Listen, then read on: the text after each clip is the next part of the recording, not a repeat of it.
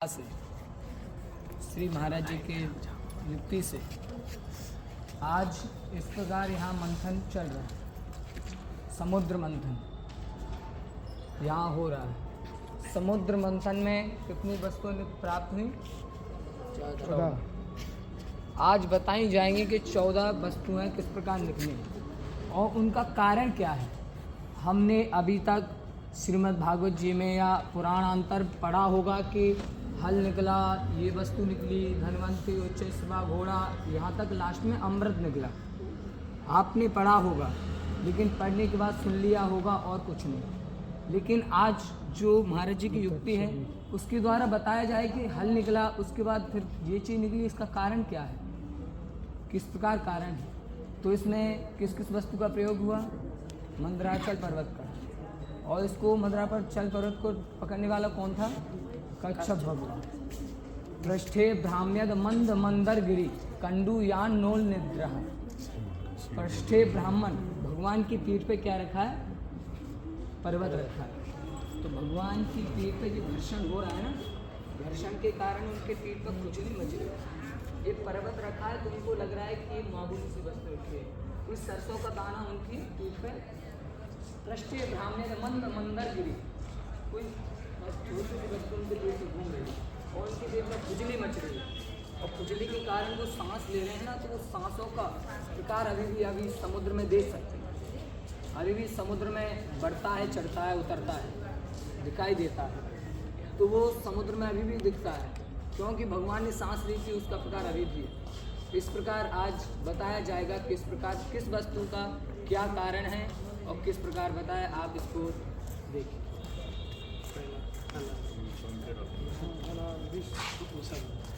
मैं हलाल विष्णु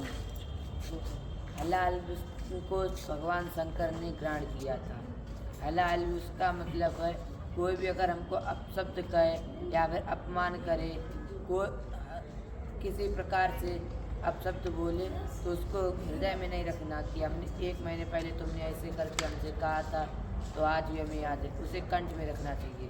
तो भगवान शंकर बताते हैं इसीलिए हलाल जिसको उन्होंने हृदय में नहीं रखा, कंठ में रखा, इसीलिए उनका नाम नीलकंठ पड़ा। नीलकंठ भगवान की जय। मैं कामधेनु का मतलब होता है अपने अंदर छिपी हुई कला को, प्रतिभा को प्रकट करके समाज का पोषण करना। कामधेनु गाय ऋषियों को प्राप्त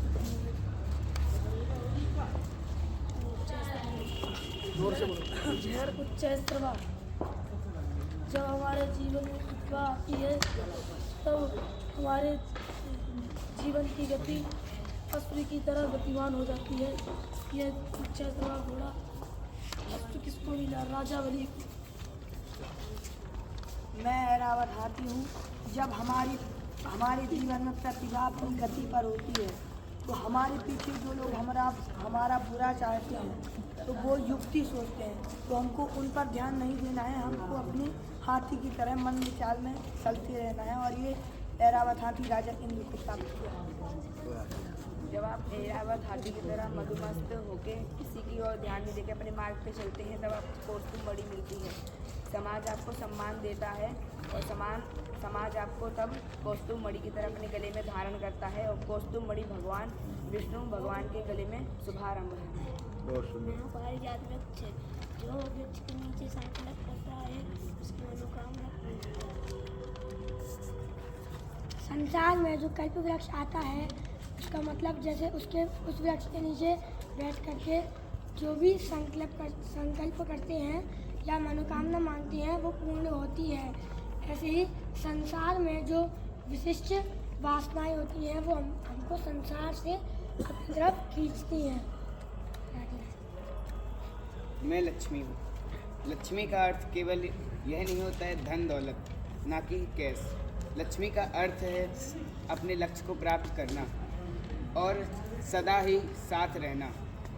जब मनुष्य के जीवन में वे विचार आते हैं, नशा आने लगते हैं, किसी भी चीज़ का नशा आने लगता है तो मैं उसको छोड़कर चली जाती हूँ। मैं विष्णु को प्राप्त हुई। मैं वारुण देवी। जब व्यक्ति के जीवन में उनकी कमी हो जाती है तो उसको नशा चढ़ जाता है। नशा जिसे मदिरा का, नाम का, समाज में और आदि का नशा उसे चढ़ जाता है। ये वारुणी देवी की ही अभिनव हो। है चंद्रमा। चंद्रमा का मतलब है शीतलता। स्वभाव में शीतलता रखे, अपना शांत रहे। ये भगवान शिव ने अपने जटाओं में धारण किया है। मैं सारंग धनुष। यदि आप अपने मन को एकाग्र शीतल करके और व्यवहार में शीतलता लाकर आप सारंग धनुष की तरह कार्य करेंगे, एकाग्रतापूर्वक सारंग धनुष की तरह कार्य करेंगे। पांचजन्य शंख। यदि आप सारंग धनुष की तरह रहेंगे तो आपकी कीर्ति पूरे संसार में गूंजेगी, जैसे कि पांचजन्य शंख की ध्वनि गूंजती है। ये पांचजन्य शंख भगवान विष्णु के लिए। संसार में कोई भी व्यक्ति बीमार नहीं होना चाहता, जैसे सब कोई स्वस्थ रहना चाहता है। आयु जीवन है। मैं अमृत कलश। अमृत का मतलब ये है कि संसार में कोई मरना नहीं चाहता है और शांति को प्राप्त हो, और अमृत ही जीवन। बहुत सुंदर। इस तरह से जीवन विश्व से प्रारंभ हुआ, जो कि पहला रत्न है विश्व है। विश्व से प्रारंभ होकर के जीवन अमृत तक पहुंचना, ये हमारे जीवन की मुख्य रूप से साधना है कि विश्व से हट करके अपने जीवन अमृत तत्व की ओर प्राप्त करें। ये हमारे जीवन का उद्देश्य होना चाहिए। बहुत सुंदर। इन 14 रत्नों से हम ये सीख सकते हैं। बहुत अच्छा। हम सब अमृत के पुत्र हैं, वयम